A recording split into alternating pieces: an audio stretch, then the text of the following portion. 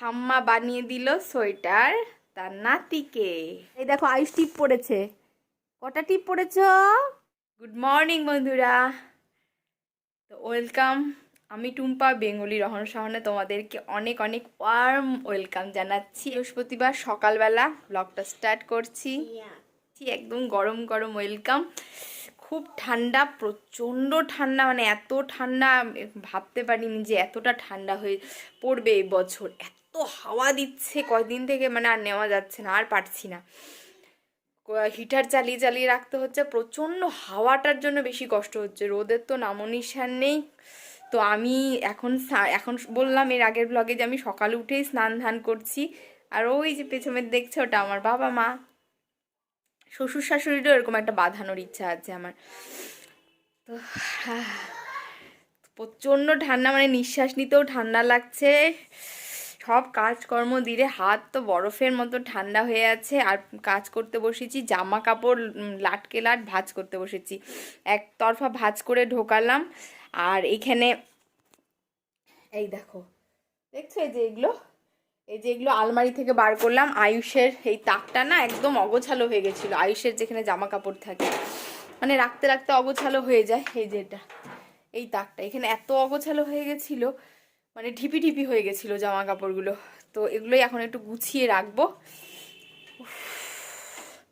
প্রচণ্ড ঠান্ডা, মানে পারা যাচ্ছে না, কাঁপছি। দুটো সোয়েটার দেখো পরেছি। পায়েও মোজাটা পরতে লাগবে। গরম প্যান্ট পরে নিয়েছি অলরেডি। এই দেখো গরম প্যান্ট। চপ্পল তো পরছি ঘরে। খুব ঠান্ডা। রায়গঞ্জেও প্রচণ্ড ঠান্ডা, মানে আমার যেখানে বাপের বাড়ি সেখানেও প্রচণ্ড ঠান্ডা। কারণ দার্জিলিং একদম কাছে ওখান থেকে, তো প্রচণ্ড ঠান্ডা হয়।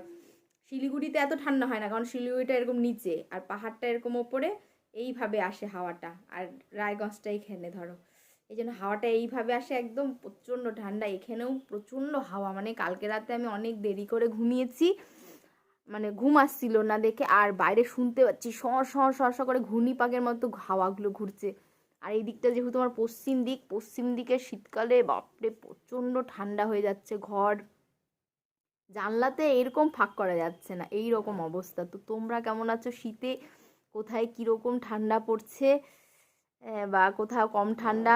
হালকা ঠান্ডাটাই এনজয় করার মতো, কোনোটাই বেশি ভালো লাগে না। তো এই জামা কাপড়গুলো গোছাই। এদিকে আয়ুষ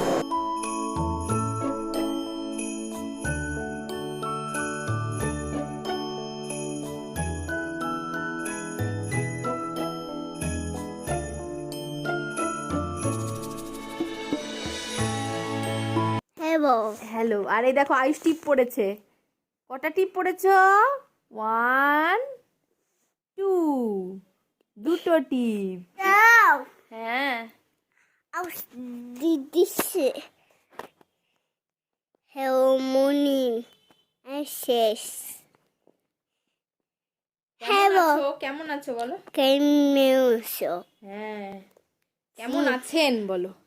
মা হ্যাঁ, আয়ুষ ব্লগ করছে। আয়ুষ ব্লগ করছে। আয়ুষ উঠেছে। কোথায় উঠেছে আয়ুষ? এইটাতে উঠেছে। হ্যাঁ, তুমি এখন থেকে রোজ ব্লগ করবা মার সাথে? হ্যাঁ। তো দেখো এই যে কি সুন্দর করে গুছিয়ে নিলাম। গোছালে কতটা জায়গা হয় তাই না? কবে এরকম ঢিপি হয়ে গেছিল, এত উঁচু হয়ে গেছিল, এখন কত সুন্দর জায়গা হয়ে গেছে। তো এখানে প্যান্টগুলো রাখলাম, এখানেও গরম জামা। এই সোয়েটারটা আয়ুষের ঠাম্মা করে দিয়েছে, পরানো হয়নি, এটা পরাতে হবে। হাতে করা সোয়েটার। মাকে ছুড়লে আমার ব্যথা লাগলো যে, শার্ট করো। ঠাম্মা বানিয়ে দিল সোয়েটার তার নাতিকে। নাতির জন্য শখ করে বানিয়ে দিয়েছে, তো পরাতে লাগবে। এমনি গরম হবে। হাতে করা সোয়েটার তো ছোটোবেলায় তো আমরা হাতে করা সোয়েটারই সব পরতাম বলো। আমি তো পরেছি অনেক, মা বানিয়ে দিত, মাসি বানিয়ে দিত। তো এখনও আমার 1 বছরের সোয়েটার আছে। আয়ুষও পরলো, কিছুদিন রাখা আছে, পরে কখনো মানে সামনে পেলে দেখাবো। তো এখনও আছে হাত কাটা একটা সোয়েটার, আমার মাসি বুনে দিয়েছিল। তো এটা এখানে এখন রাখি। তো এই দেখো ব্রেডটা করার পরে আমি ঢেকে রেখেছি। ব্রেড এরকম ঢেকে রাখতে হয়। রাগি আছে দেখে এরকম কালো হয়েছে, শুধু ওটসের করলে সাদা হতো। তো ওপরটা ক্রিস্পি, এটাকে যখন খাবো আবার টোস্ট করে করে নিয়ে খাবো, মানে সেকে নিয়ে খাবো অবশ্যই, নাহলে নরম নরম খেতে ভালো লাগে না। দেখো আমার যেহেতু ব্রেড প্যান নেই, আর এটার মধ্যে প্রচুর সিড, এই যে এগুলো যে দেখছো কালো কালো, এগুলো কিন্তু চিয়া সিড দিয়েছি। অনেক কিছু হেলদি জিনিস আছে আর কি, ফ্ল্যাক্স সিড আছে, তো অনেক কিছু দিয়েই তৈরি করা। ব্রেডটা করার পরই আমাকে বের করে রেখে দিতে হতো, তো আমি এটার মধ্যে ব্রেডটা করেছিলাম, ন্যাপকিনটা ছিল না, আমি দিয়েছি। তো এই জন্য নিচটা একটু ভেজা ভেজা হয়ে গেছে, ভাবটা নিচে গেছে আর কি। তো আগেই আমাকে তুলে নিতে হতো, তো আমি পরে তুলেছি বিকেলবেলা। তো এই জন্য নিচটা একটু না নরম ভেজা ভেজা লাগছে। তো আমি নিচে এই জন্য কাপড় দিয়ে, এমনিও ব্রেড পেঁচিয়ে রাখতে হয়, তাহলে ড্রাই হয় না, যেহেতু অনেক বাটার বা তেল দিইনি, হালকা অয়েল দিয়েছি আমি। তো তোমরা চাইলে রেসিপিটা অবশ্যই আমি পরবর্তীতে কখনো শেয়ার করব, কমেন্টে জানিও। তো চলো এখন এই যে মটরশুঁটি, এটাকে পেস্ট করব, দিয়ে কিভাবে আমি করি সেটা শেয়ার করব তোমাদের সাথে। মটরশুঁটির পেস্টটা করে তৈরি করে রাখবো আজকে, কালকে লুচিটা হবে গরম গরম পুর ভরে। আর এখানে দুধ জাল বসিয়েছি, বেজে গেছে রাত্রি 8টা, সন্ধে না রাত্রি 8টা আর কি। আর এখানে দুপুরবেলা পকোড়া করেছিলাম, এটা স্টাফিংটা এটা ডিপ ফ্রিজ করে দেবো, পকোড়ার সাইজ করে করে থালায় রেখে ডিপ ফ্রিজ করে পরে প্যাকেট করে দেবো। দারুণ টেস্টি হয়েছিল, ভীষণই টেস্টি হয়েছিল খেতে, প্রচন্ড মানে মুচমুচে। দুপুরবেলার ভিডিও আমি করিনি, তা এই তার বেঁচে আছে এইটুকুটা। তো চলো লেগে পড়ি কাজে।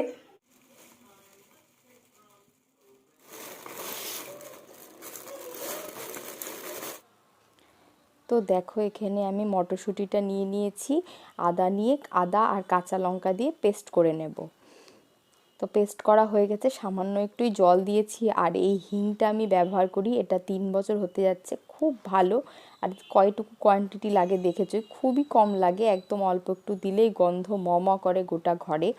দিয়ে তেলের মধ্যে এটাকে নাড়াচাড়া করে নেব।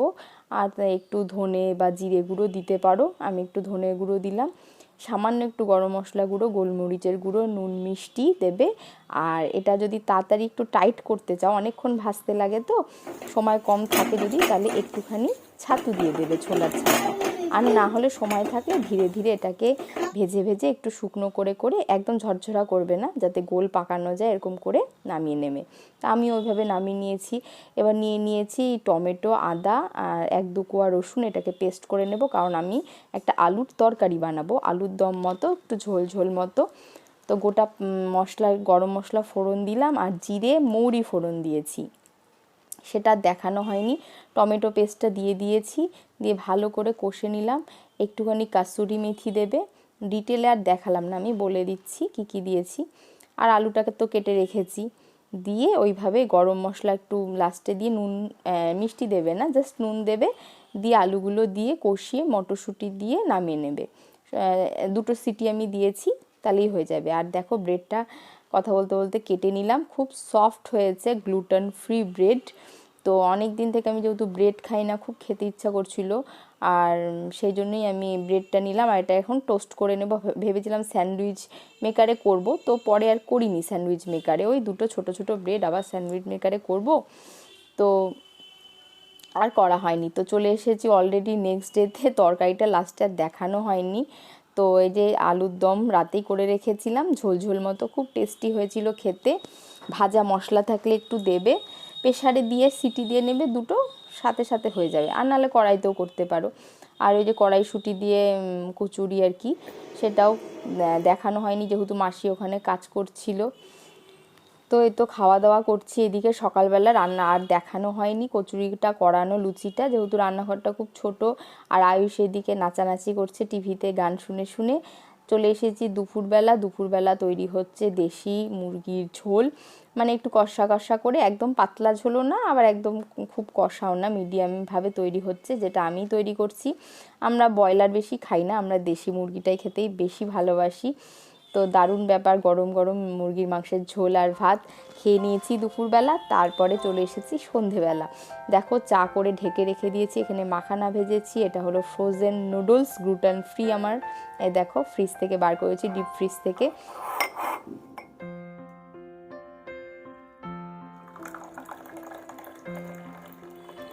দেখো চা বেড়ে নিয়েছি,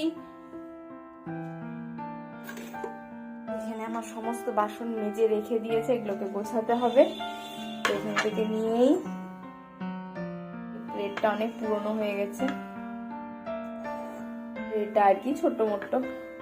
আর এই যে জল বসিয়ে দিয়েছি, ফুটলেই দিয়ে দেব, দিয়ে ঢেকে রেখে দেবো আর কি, যতক্ষণ নরম হচ্ছে তারপর ছেঁকে নেবো জলটা। আর দুধটাও বসিয়ে দিই।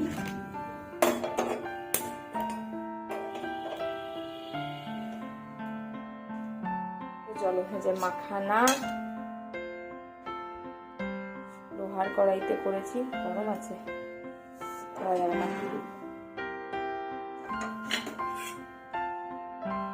রাখি।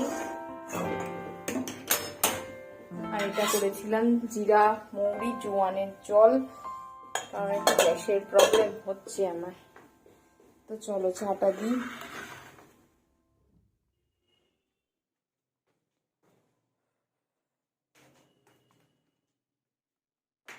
বাবার দিকে সরো। আয়ুষকে মাখানা দিয়ে দিয়েছি, চারিদিকেই কম্বল কম্বল দেখতে পাবে, কারণ প্রচন্ড ঠান্ডা, অনেক কম্বল লাগে গায়ে দিতে, একটাতে হয় না। টেস্টি, এদিকে চা আছে, হ্যাঁ কমিয়ে দিয়ে আসতে। একদম চাউমিন যেরকম হয় ঠিক সেরকমই শক্ত হয়ে আছে। রোদে শুকিয়ে নিতে পারলে ভালো হতো, সবটা যেহেতু শোকায়নি, বাইরে ফ্রিজে নষ্ট হয়ে যেতে পারে, সেই জন্য আমি ডিপ ফ্রিজ করে রেখেছি। তোমরা একদম কটকটা করে যদি শুকিয়ে রাখো না, তাহলে কিন্তু এটাকে বাইরেও কন্টেনারে ভরে রেখে দিতে পারবে। আর লং টার্মের জন্য যদি অনেকটা বানাও, তাহলে আমি ওগুলো ডিপ ফ্রিজ করাই ভালো, নষ্ট হবে না জিনিসটা। এটা কম আছে থাক, আমি একটু নেড়ে দিই। চলো চাটা এনজয় করি। আরে কি খাচ্ছে? মাখা খাচ্ছে, বাটিতেই পড়েছে, এই যে বাটিতেই পড়েছে না। তোলো না, এই তো খেয়ে নিয়েছে। ওয়াও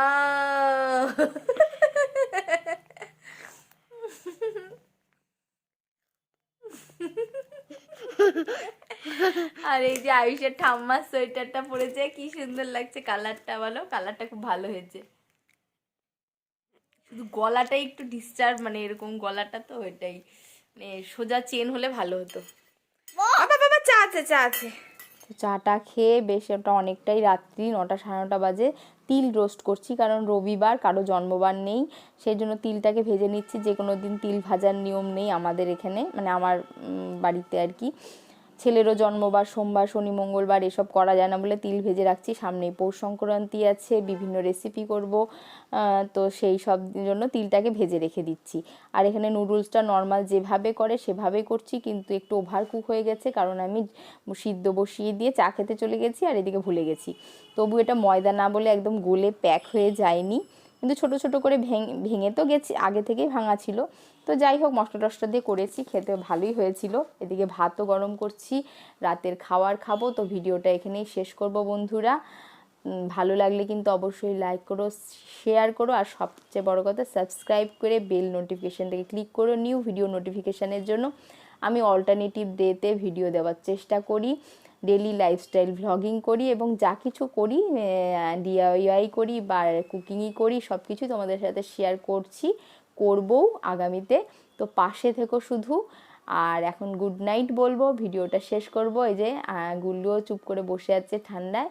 তো ভীষণ সবাই ভালো থাকো, ঠান্ডাতে সকলে ভীষণ ভালো থেকো, সাবধানে থেকো, বাচ্চাদেরকে প্রোটেক্টে রেখো। এই যে আমাদের দুজন টিভি দেখছে। তো গুড নাইট, বা বাই।